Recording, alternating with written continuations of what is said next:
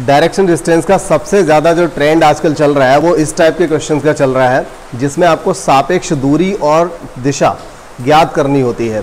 तो आज इस चैप्टर के साथ मैं रजनीश शर्मा कोडा कोचिंग से हाजिर हूँ और मैं स्टार्ट करूँगा यहाँ पर डायरेक्शन डिस्टेंस की तीसरी क्लास, जिसमें आपको बताया जाएगा कि किसी भी सापेक्ष दूरी या सापेक्ष चाल को, मतलब यहाँ पर इनिशियल पॉइंट और लास्ट पॉइंट से मतलब नहीं होगा, यहाँ पर किसी एक व्यक्ति के सापेक्ष दूसरी की दूरी पूछी जाएगी। हालांकि बहुत ज़्यादा कुछ टफ नहीं है, एकदम सिंपल से प्रश्न है, बस थोड़ा सा कॉन्सेप्ट रहेगा, वो आपको सीखना पड़ेगा।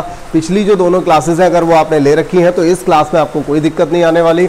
इसलिए आप, अगर आपने पिछली क्लासेस नहीं ली हैं तो आप डिस्क्रिप्शन बॉक्स में दिए गए लिंक से क्लास ले सकते हैं। और अगर आप में से कोई भी चैनल पर नया है तो चैनल को सब्सक्राइब करिए और बेल आइकन को प्रेस करिए, जिससे आपको समय से सारे नोटिफिकेशन मिलते रहें। तो अभी हम यहाँ पर स्टार्ट करने वाले हैं अपना जो तीसरा क्लास है इस चैप्टर का, और तीसरी क्लास के कुछ महत्वपूर्ण प्रश्न यहाँ पर स्टार्ट करने वाले हैं। चलिए तो स्टार्ट करते हैं इस क्लास का, आज की क्लास का पहला प्रश्न। पहला प्रश्न यहाँ पर देखिए क्या है, ज़रा पढ़ लेते हैं पहले। दो मोटरसाइकिल चालक P और Q एक ही बिंदु से प्रारंभ करते हैं। दो मोटरसाइकिल चालक हैं P और Q, वो कोई एक ही बिंदु से प्रारंभ करते हैं। P 11 किलोमीटर पश्चिम की ओर जाता है, फिर दक्षिण की ओर जाता है और 16 किलोमीटर तक जाता है, फिर दाईं ओर मुड़ता है और 14 किलोमीटर तक जाता है। चलिए ठीक है, यहाँ पर देखिए एक बात समझ में आ रही है कि दो लोग हैं और वो अलग अलग दिशाओं में जा रहे हैं। ठीक है, तो इसको हम स्टार्ट करेंगे। अभी देखिए किस तरह से होगा। थोड़ी सी जगह जरूर कम है इस सवाल के हिसाब से यहाँ पर। चलिए कोई बात नहीं, फिर भी स्टार्ट करते हैं। ये देखिए हमने यहाँ पर चौराहा बना लिया है। दो मोटरसाइकिल चालक P और Q एक ही बिंदु से प्रारंभ करते हैं। P 11 किलोमीटर पश्चिम में जाता है। देखिए यहाँ से P निकला 11 किलोमीटर पश्चिम की ओर, इस साइड में पश्चिम हुआ, हमने मान लिया कि 11 किलोमीटर यहाँ तक हो गया, कई बार चल रहा है ये।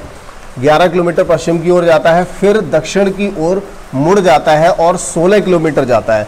अगर ये यहाँ तक 11 आ चुका है तो 16 दक्षिण की ओर मुड़ा दीजिए और 16 किलोमीटर चला दीजिए। मान लीजिए यहाँ तक ये 16 किलोमीटर कवर कर चुका है।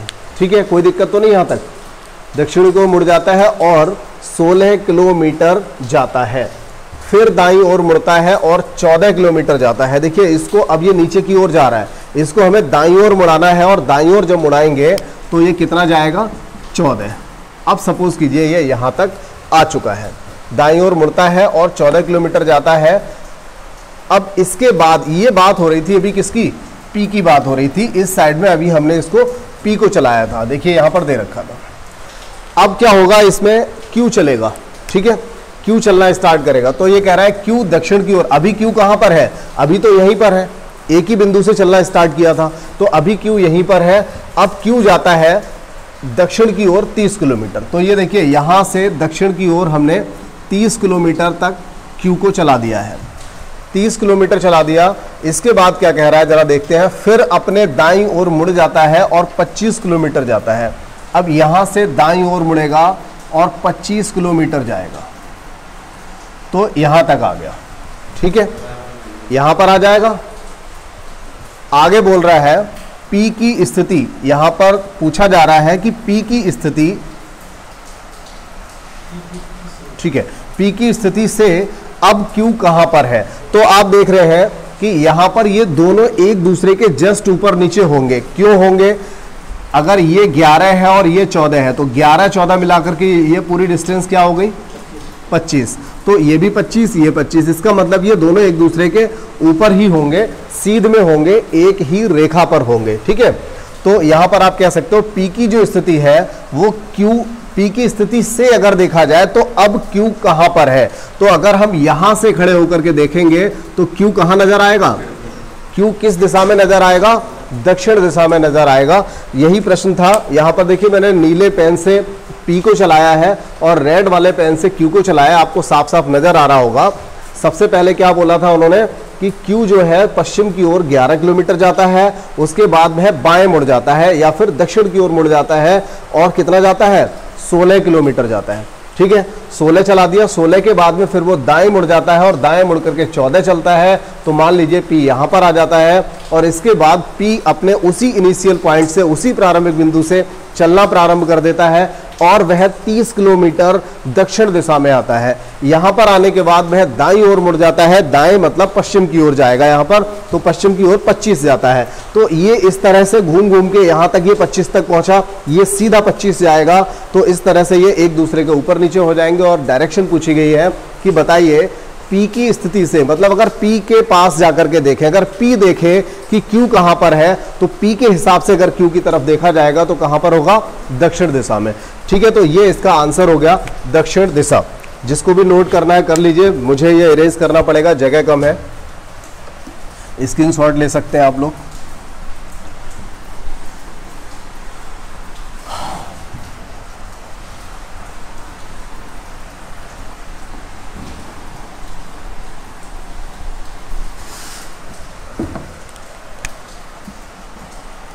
देखिए अगला हमारा दूसरा प्रश्न है, बहुत ही अच्छा प्रश्न है अगला भी। चार वस्तुएं x, y, z और w, मतलब w, x, y, z, ये चार वस्तुएं हैं जिनके नाम है ये एक मेज पर रखी हुई हैं। और ये चारों जो मेज पर रखी हुई हैं तो उसमें एक क्रम दिया हुआ है कि कौन किसके पूर्व, पश्चिम, उत्तर, दक्षिण में और कितनी दूरी पर है। दूरी भी दे रखी है यहाँ पर। तो चलिए ठीक है, एक मेज पर सजाते हैं इन सभी किताबों को। किस तरह से रखी जाएंगी देखते हैं। चार वस्तुएं x, y, z और w एक मेज पर रखी हैं।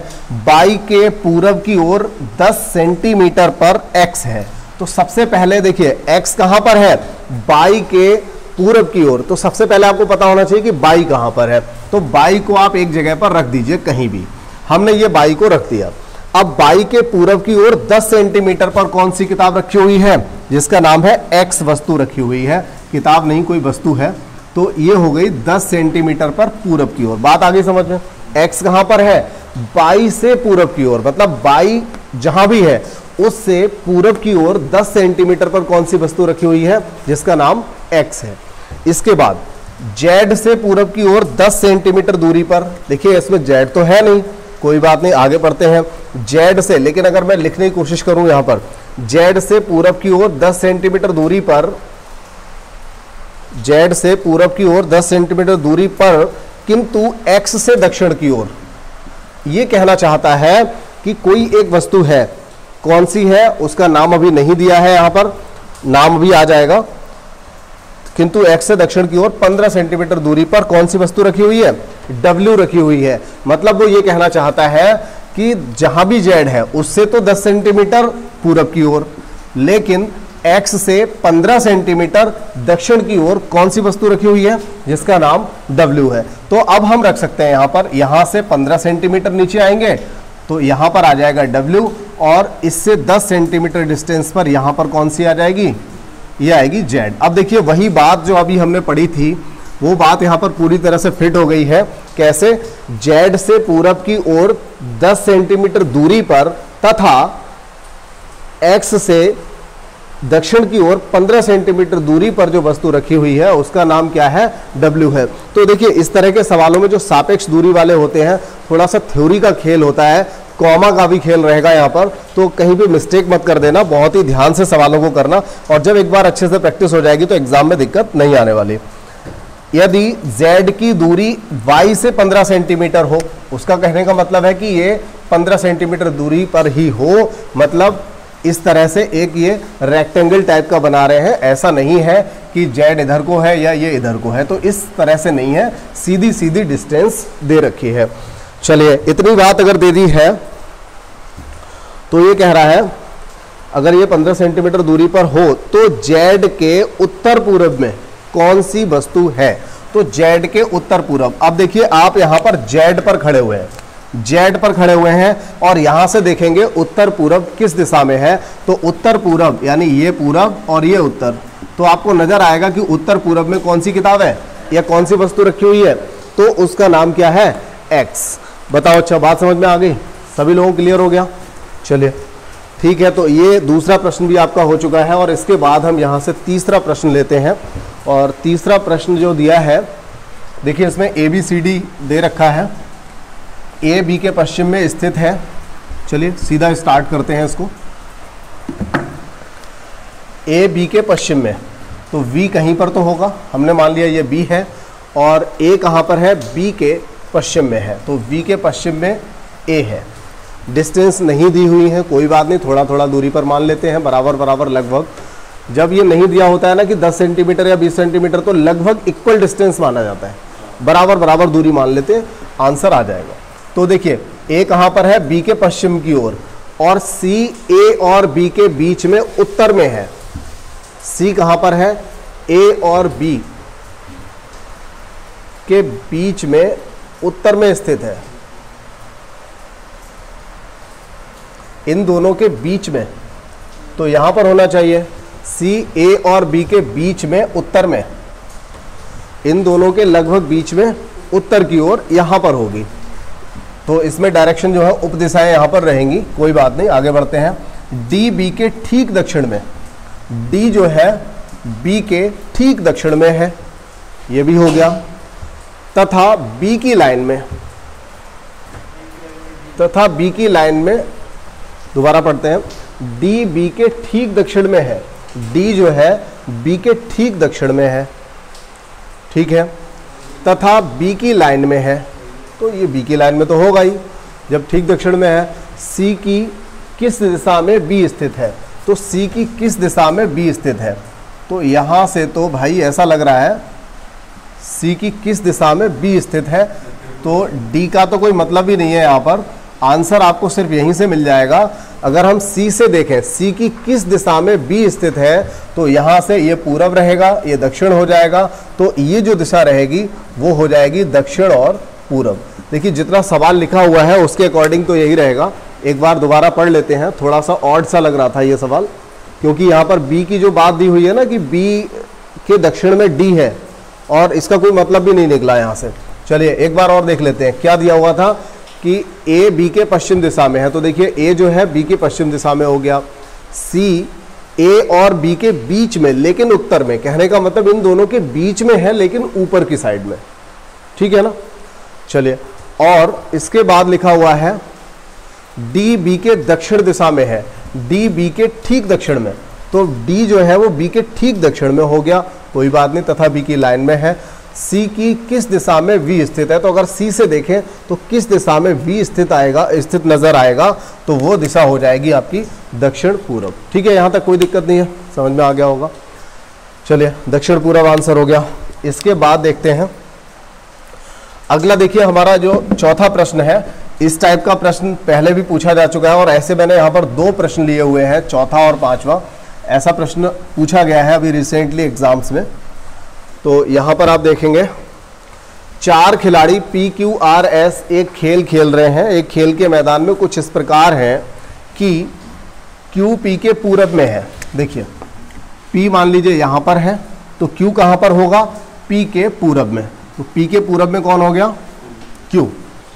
जो पढ़ते जाएंगे वही लिखते जाएंगे। यहाँ पर R P के दक्षिण में, देखिए ये है P, तो R कहाँ पर है, P के दक्षिण में, ये आ गया। इसके बाद बोला है S P के उत्तर में। P के उत्तर में कौन है, S। बहुत ही सिंपल प्रश्न है। P के उत्तर में S Q की किस दिशा में है, S जो है वो Q की किस दिशा में है, मतलब अगर यहां से देखें, Q से देखें, तो Q की किस दिशा में आपको S नजर आएगा। तो यहां आप देखिए ये उत्तर होता है, ये आपका पश्चिम होता है, तो ये दिशा कौन सी हो जाएगी, उत्तर पश्चिम। क्लियर हो गया। चलिए ये भी समझ में आ गया। तो अगला जो सवाल है वहां पर एक साझेदार से रिलेटिव सवाल है, एक पेयर वाला सवाल है, जो कि 5वां नंबर है और बहुत ही अच्छा सवाल है। कहा गया है कि PQRS 4 लोग जो है इस बार कैरम खेल रहे हैं। तो आपको पता होना चाहिए कैरम जो होता है इस तरह का एक टेबल जैसा होता है, एक स्क्वायर में होता है। तो कैरम जो है, कैरम खेलते समय और भी कुछ चीजें आपको पता होनी चाहिए। वो ये, जैसे कि सवाल में इन्होंने दे रखा है P और R, अरे बार बार मार्कर गिर रहा है। चलिए P और R जो है ये, और SQ ये कौन है, साझेदार है। ठीक है, ये लोग साझेदार है। अब बताइए साझेदार जो होते हैं वो कैसे बैठते हैं, आमने सामने। बिल्कुल ठीक है। तो देखिए मतलब ये हुआ कि P अगर हमें पता चल जाए कहां बैठा है तो R उसके ठीक सामने बैठा होगा, और S अगर पता चल जाएगा तो Q उसके ठीक सामने बैठा होगा। तो साझेदार जो होते हैं वो आमने सामने बैठते हैं। चलिए तो स्टार्ट कर देते हैं। PR और ये चलिए ठीक है SR के दाईं ओर बैठा है। अब हमें ये तो पता है कि चारों कुछ इस तरह से बैठे होंगे, बीच में बैठे होंगे पूरी भुजा के, लेकिन अब SR के दाईं ओर बैठा है ये बात भी समझ में आती है, लेकिन S कहां पर है R कहां पर है ये अभी और देखने वाली बात है। तो आगे लिखा हुआ है देखिए SR के दाईं ओर बैठा है जो पश्चिम की ओर मुख करके बैठा है। तो इसमें जो पश्चिम की ओर मुख करके बैठा है ये जो बात कही गई है ये R के विषय में कही गई है या S के विषय में कही गई है, ये बात यहां पर देखिए। तो मैं आपको बता दूं ये बात किसके विषय में कही जाती है।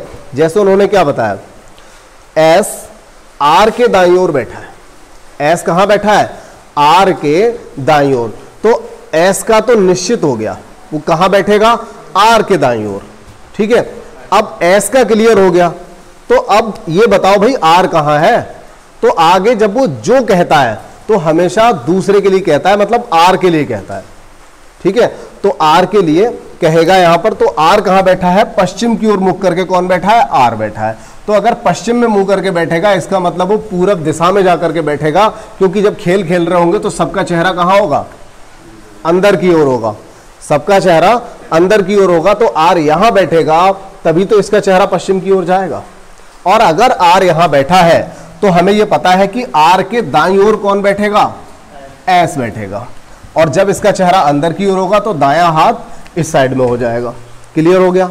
इसके बाद R का साथी कौन है, P सामने बैठा होगा। S का साथी कौन है, Q सामने बैठा होगा। सवाल हो गया खत्म। पूछा क्या गया है, Q किस दिशा में चेहरा करके बैठा हुआ है। तो Q का चेहरा जो है वो किस दिशा में है, आपका आंसर रहेगा यहां पर उत्तर की ओर। ठीक है, बात समझ में आ गई। देखो ये जो वाली बात है ना, ये कई बार सीटिंग अरेंजमेंट अगर आपने किया हो तो सीटिंग अरेंजमेंट में भी ये लगभग हर सवाल में यूज होता है, और सीटिंग अरेंजमेंट में ये काफ़ी टेंशन भी पैदा करता है। तो यहाँ पर ये बहुत ही सिंपल सा है। देखिए आपको मैं बता दूँ, जब भी आपसे कोई पूछे कि बताओ बेटा कहाँ रहते हो, तो आप क्या कहोगे कि मैं बदायूं डिस्ट्रिक्ट का रहने वाला हूँ। अब अगर कोई व्यक्ति यही नहीं जानता है कि भाई ये बदायूं कहाँ है, सुना ही नहीं है, तो आप क्या कहेंगे, जो कि उत्तर प्रदेश का एक जिला है। समझ रहे हैं, आपका तो फिक्स हो गया। अगर मान लो अगर बदायूं ऑस्ट्रेलिया में है तो आप ऑस्ट्रेलिया में रह रहे हैं, आपका तो क्लियर हो गया ना कि आप बदायूं जिले के रहने वाले हैं। अब बदायूं कहाँ है ये तो पता चले कि भाई कौन से देश में है, कौन से प्रदेश में है। तो अगली बात जो कहा जाता है वो हमेशा दूसरी वाली बात को स्पष्ट करने के लिए कहा जाता है। तो पहले बोला भाई तुम कहाँ रहते हो, तुमने कहा भाई बदायूं डिस्ट्रिक्ट में रहता हूं मैं। इसके बाद पूछा जाएगा अच्छा भाई ये बदायूं डिस्ट्रिक्ट कहाँ है, तो आप बताओगे ये उत्तर प्रदेश का एक जिला है। फिर क्लियर हो जाएगा कि उत्तर प्रदेश का एक जिला बदायूं है, और जिस जिले के अंदर आप रहते हो, क्योंकि आपने तो अपना बता दिया। यहां पर S जो है उसका तो परफेक्ट है कि वो R के दाईं ओर है। अब R जहां भी होगा, चंद्रमा पे हुआ तो चंद्रमा पे जाएंगे, जहां भी होगा मतलब नहीं है किस साइड में है, जहां भी R होगा R के दाईं ओर S बैठेगा। लेकिन R कहां है उसके लिए कहा जाता है जो। तो ये किसके लिए कहा गया, R कहा गया, R के लिए कहा गया यहां पर जो, क्योंकि R की स्थिति क्लियर करनी थी। ठीक है, तो ये एक बहुत ही अच्छा प्रश्न था। और देखिए मैं 2-4 प्रश्न और यहां पर ले लेता हूं, क्योंकि बहुत ही अच्छे प्रश्न है ये वाले। तो अगले प्रश्नों को ले लिया जाएगा। अभी पहले आप इनको सॉल्व कर लीजिए, लिख लीजिए, स्क्रीनशॉट ले लीजिए, जो भी करना है आपके पास 2-3 सेकंड का समय है। क्लास के अगले और प्रश्नों को यहाँ पर ले लिया गया है। और देखिए यहाँ सामने आपको सिर्फ 2 प्रश्न नज़र आ रहे हैं, और ये 2 प्रश्न ऐसे हैं जिनके अंतर्गत और छोटे प्रश्नों को पूछा गया है। तो इस टाइप का जो प्रश्न है वो बैंकिंग में और या फिर UPSI में आने की संभावना ऐसे प्रश्न की रहेगी, जिसमें 1 से अधिक प्रश्न पूछे जाएंगे। तो स्टार्ट करते हैं इस प्रश्न को। देखिए यहाँ पर सबसे पहला जो प्रश्न यहाँ दिया हुआ है उसमें निर्देश दे रखे हैं, 4 निर्देश हैं। उसी हिसाब से आपको क्या करना होगा, ये सारी जो पहले एक फिगर बना लीजिए, और उसके बाद जितने भी प्रश्न पूछे गए इन सारे प्रश्नों के जवाब आप यहाँ से दे पाएंगे। तो ठीक है, फिर स्टार्ट कर देते हैं। इसका जो फिगर है उसको कंप्लीट कर लेते हैं। और फिगर में देखिए क्या क्या बिंदु दे रखे हैं। एक तो दिया है कि बिंदु V A से 4 मीटर उत्तर में है।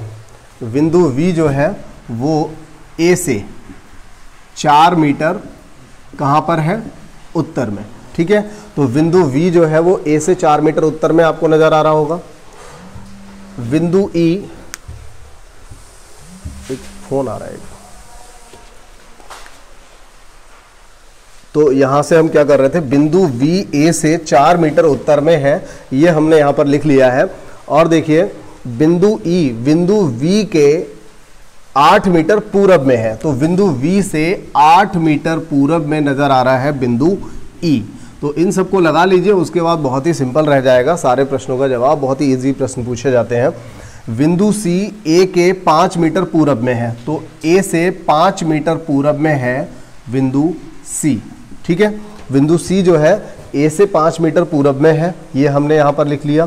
बिंदु D C के 9 मीटर पश्चिम में, बिंदु D C के 9 मीटर पश्चिम में। अब देखिए यहां से अगर हम पश्चिम में जाएंगे तो इधर जाना पड़ेगा, और 9 मीटर जाएंगे, इसका मतलब हुआ कि यहां तक जाना पड़ेगा, मतलब यह है 5, इतना यहां तक हो गया, A बिंदु तक कितना हो गया 5 मीटर, 4 मीटर और जाना पड़ेगा। तो देखिए C से D की जो दूरी है आपको नजर आ रही होगी कि ये पश्चिम की ओर 9 मीटर डिस्टेंस यहां पर है। तो एक अच्छा सा फिगर आपने यहां बना लिया है। इसके बाद सारे जवाब देना बहुत आसान हो गया। चलिए जवाब दे लेते हैं इसके। बिंदु A से D तक जाने के लिए कितना चलना पड़ेगा, पूछा गया है। बिंदु A से D तक जाना है, तो देखिए बिंदु A ये रहा, बिंदु A ये रहा, और यहां से हमें जाना है D तक, तो D तक जाने के लिए कितना जाना पड़ेगा 4 मीटर। बहुत ही सिंपल सा प्रश्न हो गया। अगला सवाल देख लेते हैं क्या पूछा गया है। बिंदु A से E किस दिशा में है, तो बिंदु A से अगर हम देखें, यहां से अगर देखें तो E कौन सी दिशा में नजर आ रहा है, तो ये उत्तर और पूरब में नजर आ रहा है। चलिए इसका आंसर उत्तर पूरब हो गया, बहुत ही आसानी से बना लिया आप लोगों ने इसको। बिंदु C से B की न्यूनतम दूरी क्या है, बिंदु C से B की न्यूनतम दूरी, तो बिंदु C यहां पर हुआ और V से न्यूनतम दूरी पूछी गई है, मतलब यहां पर बात की जा रही है पाइथागोरस प्रमेय लगाने की। तो यहां से हम ये न्यूनतम डिस्टेंस निकालेंगे जिसमें बिंदु V से C तक की दूरी पूछी गई है। अब देखिए यहां से ये कैसे निकलेगा, इसको मैंने आपको जब स्टार्टिंग वाली जो क्लास थी, इसकी सबसे पहली क्लास, उस क्लास में मैंने आपको बता दिया था कि हम पाइथागोरस कब लगाते हैं, जब हमारे पास इस तरह की कंडीशन होती है जहां पर एक समकोण होता है, एक ऐसा ट्राइंगल बन रहा होता है जिसमें लंब, आधार और कर्ण होते हैं। तो देखिए कर्ण का स्क्वायर निकालने के लिए हम क्या करेंगे, कर्ण का स्क्वायर निकालने के लिए आधार का स्क्वायर और लंब का स्क्वायर करेंगे, तो आधार का 25 हो जाएगा, 4 का 16 हो जाएगा, ओवरऑल 25 और 16 अगर जोड़ देंगे तो ये 41 हो जाएगा। तो कर्ण स्क्वायर बराबर 41, तो इधर का स्क्वायर दूसरी साइड में जाकर के रूट बन जाएगा, तो हम कह सकते हैं कर्ण बराबर हो जाएगा अंडर रूट 41। तो इसका जवाब जो है आप यहां पर अंडर रूट 41 छोड़ दीजिए। ठीक है, तो ये कंप्लीट भी आ सकता है, जरूरी नहीं है कि ये अधूरा इस तरह का पॉइंट भी आएगा जिसको तो आप सॉल्व कर ही नहीं सकते, 41 को तो काट ही नहीं सकते आप, ना ही कुछ संयुक्त टाइप का जो होता है जैसे 2 अंडर रूट 3, 5 अंडर रूट 6, कुछ ऐसा भी नहीं लिख सकते, क्योंकि 41 एक अभाज्य संख्या है, इसको आप बाहर इसमें से कोई भी इसका गुणनखंड नहीं ला सकते, इसको गुणनखंड आप कर ही नहीं सकते। तो 41 छोड़ दीजिए, या फिर इसको पॉइंट में लाया जा सकता है। अगर पॉइंट में लाएंगे तो कितना आएगा, चलिए ये अच्छी बात है। अगर मान लीजिए पॉइंट में दे दिया तो कितना आएगा, तो देखिए मैं आपको बता दूं, यहां से अगर पॉइंट में देना हुआ तो इसका जवाब हम क्या देंगे, उसके लिए मैं समझा दूं। 41 है, तो आपको मैंने एक क्लास डाली हुई थी, एक स्पेशल क्लास मैंने बताई हुई थी जिसमें वर्गमूल को, पॉइंट वाला वर्गमूल हमने बताने के लिए उसमें सिखाया था। तो वहां मैंने 0.4 या 0.2, 0.1 इस तरह के जो छोटी छोटी संख्याएं होती हैं, उन सभी संख्याओं का वर्गमूल निकालने का एक तरीका बताया था। तो यहां पर तो खैर वो बहुत सारी चीजें नहीं लगानी, आपको पता है कि 6 का 36 होता है, 7 का 49 होता है, तो 6 और 7 के बीच में ही आएगा ये। ठीक है, 6 और 7 के बीच में आएगा, और ये देखिए इससे 5 ज्यादा है और इससे 7 का वर्ग जो होता है वो 8 ज्यादा है। ठीक है, तो लगभग आप कह सकते हो इसका जो जवाब आएगा वो 6.4 के आसपास आ जाएगा। ठीक है, ये बात समझ में आ रही होगी। तो आंसर इतने ज्यादा क्लोज तो कभी होते नहीं है, आप इजीली आंसर दे सकते हो।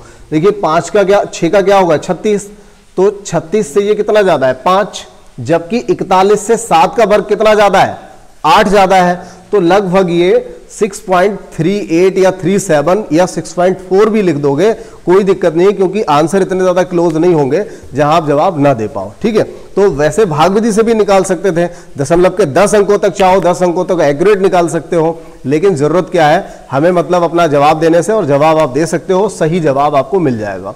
कितना आ रहा है एक्यूरेट निकाला तो कोई बात नहीं, अभी उन्होंने दोबारा मोबाइल से निकाला है ना, चलो ठीक है, लगभग इतना ही आएगा। मतलब ये मैंने कहा था उस समय जब वो वीडियो बनाया था, मैंने कहा था प्रैक्टिस करो इसकी, थोड़ी सी संख्या लिख के अगर प्रैक्टिस कर लोगे ना तो दिक्कत नहीं आएगी, आपके जवाब 100% सही होते जाएंगे। ठीक है, तो ये 6 पॉइंट पूरा 4 भी नहीं आ रहा होगा, 3 कुछ आ रहा होगा। ठीक है, कोई बात नहीं, बहुत कम, मतलब 0.023 की मिस्टेक हो रही होती है ऐसी कंडीशन में, आप ऐसे रख दो। चलो ठीक है, फिर हम इसको हटा लेते हैं। नहीं, अभी और एक प्रश्न रह गया है। देखिए अगला प्रश्न क्या पूछा है, यदि, कोई बात नहीं, आगे देखो, अगर अगला प्रश्न हम करें तो देखिए यहां पर दिया हुआ है, यदि ई से 4 मीटर दक्षिण में चलकर, यहां तक का वीडियो दिखाई दे रहा है? ठीक है, ये लास्ट वाली लाइन दिख रही है ना? ठीक है, यदि ई से 4 मीटर दक्षिण में चलकर दाएं मुड़े, अगर ई से 4 मीटर, पहले तो हम कहां चलें, दक्षिण में चलें। चलिए भाई 4 मीटर दक्षिण में चल लेते हैं, तो हम यहां पर आ जाएंगे, इसी लाइन पर आ जाएंगे, क्योंकि ये भी 4 मीटर है, ये भी 4 मीटर की बात कर रहा है। अगर हम 4 मीटर अगर दक्षिण में चले, देखिए मैं पढ़ देता हूं अगर ठीक से दिखाई नहीं दे रहा, यहां लिखा हुआ है यदि ई से 4 मीटर दक्षिण की ओर मुड़े, बस इतना ही लिखा हुआ है यहां पर, मुड़े तो सबसे पहले कौन सा बिंदु आएगा।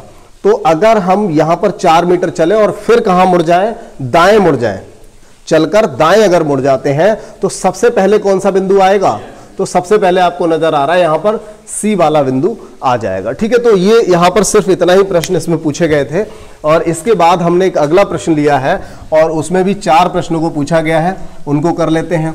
और देखिए जिसको भी ये समझ में आ गया है या फिर पहले से आप लोगों ने कर रखा है, तो आप लोग ऐसा करिए, वीडियो को यहीं पे पॉज कर दीजिए, रोक दीजिए, और सबसे पहले इसका पहले फिगर बना लीजिए, और फिगर अगर सही बन जाए तो फिर आप मेरा जो फिगर मैं अभी बनाना स्टार्ट करूंगा उसको चेक कर लीजिए कि आपने फिगर सही बनाया है या नहीं बनाया है। और उसके बाद फिर से वीडियो को रोक करके एक एक करके सारे जो आंसर हैं वो आंसर आप अपने आप निकालने की कोशिश करिए, मेरा आंसर बाद में चेक करते रहिए। ठीक है, तो आपको पता चल जाएगा कौन सा वाला आंसर सही आ रहा है। चलिए तो स्टार्ट कर देते हैं। देखिए यहां पर दिया हुआ है बिंदु डी ए के 14 मीटर पश्चिम में है। बिंदु डी जो है ए के 14 मीटर पश्चिम में है, तो ए से, चलिए मैं ए को यहां पर बना लेता हूं, अभी तो पता नहीं है किस साइड में फिगर ज्यादा जाएगा। ए से 14 मीटर पश्चिम में है डी। देखिए बिंदु डी ए के 14 मीटर पश्चिम में है, बिंदु वी डी से 4 मीटर दक्षिण में है, डी से 4 मीटर दक्षिण में है बिंदु बी। देखिए बिंदु V जो है D से 4 मीटर दक्षिण में है, तो D से 4 मीटर दक्षिण में हो गया हमारा बिंदु V यहां पर। फिर कहा गया है बिंदु F D से 9 मीटर दक्षिण, तो बिंदु F जो है वो D से 9 मीटर दक्षिण में है। अब देखिए अगर 9 मीटर दक्षिण में है तो हम यहीं से 9 मीटर जाएंगे, कहां के लिए, बिंदु F के लिए। तो आपको पता चलेगा कि 4 ये है तो 5 ये हो जाएगा, टोटल कितना हो गया, 9 मीटर। कोई दिक्कत नहीं, इसमें समझ में आ रहा होगा। आगे देख लेते हैं बिंदु E B के 7 मीटर पूरब में, B के 7 मीटर पूरब में है बिंदु E। अब देखिए इन सब चीजों का ध्यान रखना पड़ेगा, ऐसा ना हो कि आप E यहां तक खींचे चले जाओ। जब ये 14 चलाया है तो उसी के हिसाब से चलाओ, तभी तो डायरेक्शन आएगी, वरना डायरेक्शन ही उल्टी हो जाएगी। पता चला हमने 14 यहां रखा तो हमने 7 ये ले लिया, तो सवाल में अनर्थ हो जाएगा, यहां पर धर्म संकट में पड़ जाओगे, आंसर ढूंढे नहीं मिलेगा। अगला देख लेते हैं, 7 मीटर पूरब में है बिंदु सी ई के 4 मीटर उत्तर में, ई के 4 मीटर उत्तर में है बिंदु सी। तो आप देखो यहां पर आपको बीच में, इन दोनों के बीच में सी आएगा। चलिए मैं ए को थोड़ा और आगे खींच लेता हूं, ये बात आ गई समझ में। ये 14 मीटर है, ये 7 मीटर है, इन दोनों की डिस्टेंस 7 मीटर है, ये 4 मीटर है, तो ये भी कितना हुआ, 4 मीटर होगा। वो कह भी रखा है कि सी जो है ई के 4 मीटर उत्तर में है, मतलब इन दोनों के बीच में आएगा, क्योंकि ये भी 4 है तो ये भी 4 होगा। क्लियर हो रहा है? आगे क्या बोला है? बिंदु जी ए से 4 मीटर दक्षिण में, ए से 4 मीटर दक्षिण में है बिंदु जी। कहने का मतलब ये तीनों देखिए एक ही रेखा में हो गए, ये तीनों एक रेखा में हो गए। ये बात आ गई समझ में? चलिए इसके बाद अब तो कुछ बचा नहीं है। हाँ, इन दोनों के बीच की दूरी हम कह सकते हैं 7 होगी, ठीक है, क्योंकि ये भी 7 होगी। ये पूरा कितना है? 14 है। जब ये पूरा 14 है और ये 7 है तो ये भी 7 हो जाएगा, ये भी 7 हो जाएगा, ये भी 7। अब देखिए सारी डिस्टेंस आपको नजर आ रही होंगी कितनी कितनी है। अब हम सवाल को कर लेते हैं। पूछा गया है निम्न में से कौन से बिंदु सीधी रेखा में है? तो देखिए यहां पर 3 जवाब हो सकते हैं। DVF सीधी रेखा में है, DCA सीधी रेखा में है, BEG सीधी रेखा में है। 3 पेयर बन सकते हैं, लेकिन इन तीनों में से कोई एक वहां पर दिया होगा। और या फिर ऐसा सवाल भी पूछा जा सकता था, निम्न में से कौन सा ग्रुप ऐसा है, कौन सा जोड़ा ऐसा है जो सीधी रेखा में नहीं है? तो वहां पर तीनों ये दे रखे होते, इसके अलावा एक और दिया होता। चेक कर लेते हैं कौन सा होगा। मैंने यहां पर ऑप्शन भी रख दिए हैं क्योंकि ये सवाल ऑप्शन से ही हो पाएगा। ADE अगर हम देखें तो AD और E ये तो एक रेखा में नहीं हुए, छोड़ दीजिए। ECG अगर हम देखें तो देखिए ये G हो गया, ये C हो गया, नहीं बना। इसके बाद में DBG तो देखिए D हो गया, यहां पर DBF होता तो ठीक था, लेकिन DBG दिया है तो ये भी नहीं होगा। तो ये समझ लीजिए आपके ये तीनों आंसर कट हो गए, तो लास्ट वाला एक आंसर सही हो जाएगा। चेक कर लेते हैं EGB। तो देखिए EGB ये तीनों कैसे हैं? एक ही रेखा में आपको नजर आ रहे हैं। बढ़िया है, अच्छा लग रहा है। चलिए 11वें सवाल को देख लेते हैं। बिंदु C के संदर्भ में बिंदु A की दिशा क्या है? बिंदु C के संदर्भ में, C के संदर्भ में कहने का मतलब C पे खड़े होकर देखें तो बिंदु C से अगर देखा जाए तो A की दिशा क्या है? तो बिंदु C से अगर हम देखेंगे तो A की दिशा क्या नजर आएगी? पूरब। तो इसका आंसर हो जाएगा पूरब, ठीक है। इसका आंसर ये वाला सही हो गया था। तो फिर हम 12वें सवाल पे आ जाते हैं और यहां पर देखिए 12वां प्रश्न जो पूछा गया है, यदि कोई बिंदु F से 5 मीटर उत्तर जाकर, पिछले सवाल में भी ऐसे ही पूछा गया था। चलिए देखते हैं। कोई बिंदु यदि कोई बिंदु F से 5 मीटर उत्तर जाकर दाएं मुड़े, भाई बिंदु नहीं मुड़ाना है, चलिए हाँ कोई व्यक्ति हो गया ये, यदि कोई भी है वो बिंदु F से, F कहाँ रहा? ये बिंदु F से पहले तो 5 मीटर उत्तर में जाए तो कहां पर आ जाएगा? B पर आ जाएगा। अब यहां से वो क्या करे? दाईं ओर मुड़ जाए तो पहले नंबर पे कौन सा बिंदु उसे मिलेगा? तो उसे E मिलेगा, ठीक है। ये इसका आंसर हो गया। और आखिरी प्रश्न पाइथागोरस से बना दिया गया है। D से E की न्यूनतम दूरी लगभग में बतानी है। D से E की न्यूनतम दूरी, ये वाली डिस्टेंस बतानी है। तो इसके लिए हम क्या करेंगे? 4 का स्क्वायर 16, 7 का स्क्वायर 49 बराबर अंडर रूट में 65 हो गया। तो आप लगभग इसे 64 मान करके 8 छोड़ सकते हो, या फिर 8.0809 कुछ आ जाएगा, ठीक है। तो अगर लगभग में ना पूछा गया होता, पॉइंट में दिया होगा तो 8.1 के करीब आप छोड़ सकते हो। वैसे तो 8.087 आएगा लगभग, ठीक है, यही आएगा जो भी है लगभग 7 के आसपास, ठीक है। एक्यूरेट तो नहीं आता, ऐसे जो मैं तरीका बता रहा हूं उससे केवल आप कंपेयर ही कर सकते हो, लेकिन बस इतना पक्का है कि आपका जो जवाब है वो कभी गलत नहीं होगा, जो मेथड मैंने बताया था। चलिए, तो ये क्लास आपकी यहाँ पे खत्म हो गई। और इस क्लास में हमने भले ही इस चैप्टर की क्लासेस में थोड़े कम प्रश्नों को किया है, लेकिन बहुत अच्छे प्रश्न थे। और आखिरी जो क्लास इसकी रहेगी, अगली जो क्लास होगी, उस क्लास में हम यहाँ पर सीखेंगे परछाई से संबंधित सवाल, जिसमें किसी व्यक्ति की परछाई दाएं बाएं पड़ रही होती है तो वहां पर उसका चेहरा किधर होता है, कुछ इस तरह के बहुत ही अच्छे प्रश्न होते हैं। इस चैप्टर को भले ही कोई स्टूडेंट कितना भी अच्छे से कर रहे हैं, लेकिन परछाई वाले सवालों में जरूर अटक जाता है। तो ऐसे प्रश्नों को हम अगली क्लास में करेंगे, ठीक है। तो मिलते हैं अगली क्लास में।